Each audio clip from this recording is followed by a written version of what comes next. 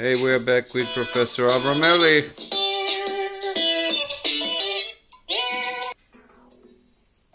And in the second part of the month of Av, when the court is out of session, it is time to think about their role in society. Their role, what used to be and what should be. Because we have an idea in Hebrew civilization that the judges should be at the gates, a very localized idea of justice. The word for gate, sha'ar, is very similar. It's a play on the word eser, of 10. The idea that justice should be in multiplicity, everywhere, much like a referee system, to coordinate. And the basis of this justice should be in sentences. Or a very interesting idea is in the Hebrew word for judge is the three letters shin, pei, and tet. Shofet, or mishpat, or justice. The shin are the teeth, lishanen, or shinaim, to repeat rapidly, to have something almost like mass-produced knowledge which is passed down and repeated and learnt. And the pei is of the mouth, which is passed down through the mouth and through the face, which form of the face of justice. And then you've got a very interesting letter, the tet. And the tet is a Hebrew term for when one channels water using limestone to cement the wells over the channeling, the using of a great power, but to use it in a direction, such the use of the words and of justice, of coordinates of infinity to create order and justice and transparency and a known arena for intergroup and interpersonal functionality. That was the basis of the judges, and that also is a great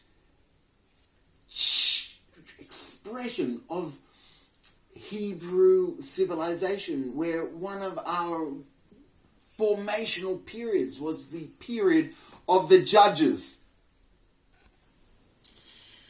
The use of sentences to guide humanity is as old as the story itself, opening up plateaus and opportunities, open sesame, abracadabra, the use of words to create, let there be light. The basis of the Judaic religious experience, the guiding of neuro-linguistic channeling to create reality, has at its source judges and the legal system.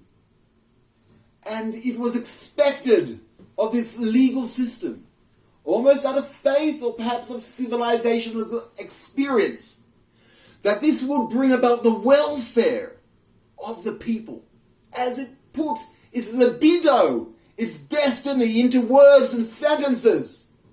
And it was demonstrated over time and celebrated in the books of the Bible that this system seemed to work, and people were happy with it in a long term because it called eventually for justice for all and for judges which would give that justice to all. And that was a shared, common, universal expectation, religious, spiritual. It was the quest of every person towards their ideal, the pursuit of justice. Today, the legal system is so disjointed and out of analysis that it could hardly be called a justice system, and it requires rethinking of its entire raison d'etre, its reason for being.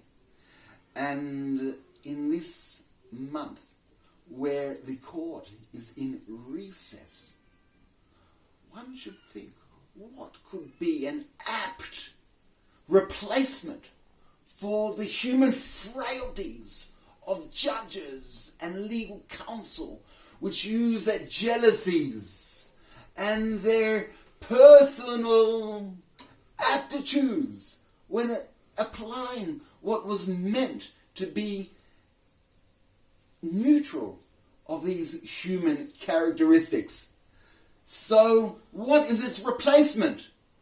And then one thinks, what could be the ideal replacement? And I believe that it should be an automation. The automation of the legal system using artificial intelligence to systemize the best practice of the law, the highest standard of the law, the equal application of the law, tirelessly, all the time, even when court is in recess.